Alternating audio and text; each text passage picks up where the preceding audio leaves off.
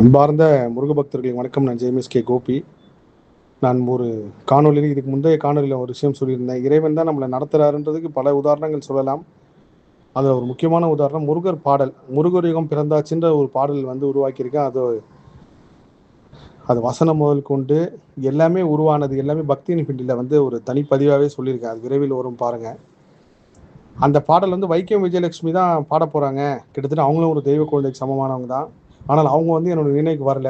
புது குரல், ஒரு சின்ன பொண்ணு குரலோ இல்லைன்னா சூப்பர் சிங்கர் மாதிரி யாருக்காவது ஒருத்தருக்கு வாய்ப்பு கொடுக்கணும், இல்லை புதிய குரலாக பாட வைக்கணும், ஃபீமேல் வாய்ஸில் தான் பாட வைக்கணும் அப்படின்னு சொல்லி தேடிட்டு இருக்கும்போது இந்த திருச்செந்தூர்லேருந்து ஒரு முருக பக்தை எனக்கு ஒரு காணொலி அனுப்புகிறாங்க.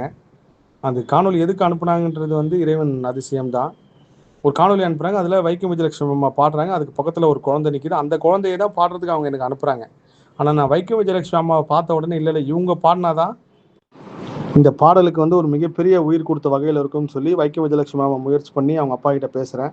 அவங்க முருகர் பாடல்னு சொன்னவொடனே ரொம்ப சந்தோஷப்பட்டு கண்டிப்பாக பாடுறேன்னு சொல்கிறாங்க. கிட்டத்தட்ட இது ஒரு 1.5 மாதமாக இந்த ப்ராசஸ் போயிட்டுருக்கு. அவங்க ஒரு நாள் கொடுக்குறாங்க. அந்த நாள் எங்களால் பண்ண முடியல. ஜூலை 12 தேதி கொடுத்தாங்க. அந்த நாளும் நடக்கலை. எப்பயுமே என்னோட முயற்சி ஒரு 10%ன்னா 90% முருகப்பெருமான் ஆசையோடு தான் நடக்கும். என்னோட முயற்சி பண்ணிவிட்டு அதுக்கப்புறம் விட்டுட்டேன். இறைவன் எப்போ நடத்துகிறாரோ நடத்தட்டுன்ட்டு. இதுக்கு நடுவில் அம்மாவுக்கு பத்மஸ்ரீ விருது கொடுக்குறாங்க. அப்பயே புரிஞ்சிச்சு பத்மஸ்ரீ வைக்கம் விஜயலட்சுமி அவர்கள் பாடின பாட்டுன்னு சொல்லி பதிவு சேர்த்துக்காத இந்த தாமதம் சொல்லி. அதே போல் ஆகஸ்ட் மாதம் எப்படியாவது இந்த பாடல் எடுத்துணும்னு சொல்லி திரும்ப தொடர்பு கொண்டு கேட்குறோம். அவங்க நான் ஆகஸ்ட் 5ஆம் தேதி கேட்குறேன். அவங்க அப்போ இல்லை ஆகஸ்ட் 6ஆம் தேதி எடுத்துக்கலான்றாரு. 6ஆம் தேதி ஆடிக்கர்த்திகை நாள், முருகருக்கு உண்டான நாளில் ஒரு முருகர் பாடல். அதுவும் அவங்க ஒரு தெய்வ குழந்தைக்கு நிகரான ஒரு பெண். அவங்க பாடுறாங்கன்றதப்போ இறைவனோட காரணம், இறைவனோட கருணை, இறைவனோட காரியம் எப்படி இருக்குன்றது சொல்ல வார்த்தையே இல்லை. 5ஆம் தேதி நான் கொச்சின் பயணம் செய்கிறேன். 6ஆம் தேதி அவங்க கொச்சினில் பாடல் பாடுறாங்க. ஏன்னா அவங்க சென்னை வர முடியாத சூழ்நிலை. நானும் இசையமைப்பாளரும் போய் அந்த பாடல் எடுத்து வந்ததுக்கப்புறம் விரைவில் மலேசியா முருகராய்க்கா நிகழ்ச்சியில் அந்த பாடல் எல்லாருமே பார்ப்பீங்க. ஆகஸ்ட் 9ஆம் தேதி திருவண்ணாமலை சேந்தமங்கலம் பகுதியில் இருக்கிற அந்த அங்காளம்மன் கோவில் நிகழ்வில் நான் கலந்துக்கிறேன்.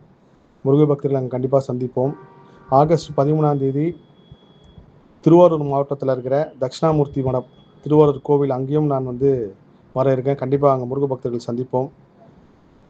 அதே போல் ஆகஸ்ட் 23ஆம் தேதி நம்ம கடலூர் நெய்வேலியில் கந்தவேல் முருகர் கோவில் கும்பாபிஷேக நிகழ்வுலையும் கலந்துக்கிறேன். இந்த எல்லா நிகழ்வுகளுமே கண்டிப்பாக நான் முருகர் அடியார்களை பார்க்கணும். அதே போல் மலேசியா முருகர் நிகழ்ச்சியில் 25ஆம் நிகழ்ச்சி முடிச்சுட்டு அதுக்கப்புறம் 2 நாள் நான் அங்கே தங்கி எல்லா முருக பக்தர்களையும் அந்த நிகழ்ச்சிக்கு எல்லா முருக பக்தரையும் தனித்தனியாக சந்திக்கணுன்றது எனக்கு தியானத்தில் உத்தரவு. கண்டிப்பாக அவங்கக்கிட்ட பேசிட்டு தான் போகணும். ஒவ்வொரு தடவையும் அவங்கள பார்த்துட்டு உடனே கிளம்புற மாதிரி இருக்குது. யாரும் பேச முடியல, அவங்களுக்கு நிறைய குறைகளை கேட்க முடியலன்னு சொல்லி இந்த தடவை கண்டிப்பாக அவங்கள பார்த்துட்டு தான் நான் திரும்புவேன். மலேசியா முருகர் நிகழ்ச்சி சம்பந்தமான எல்லா அறிவிப்பும் விரைவில் 1 by 1 வரும். ரிஜிஸ்ட்ரேஷன் பண்ணுற முதல் கொண்டு, இடம் முதல் கொண்டு, நாள் நேரம் முதல் கொண்டு.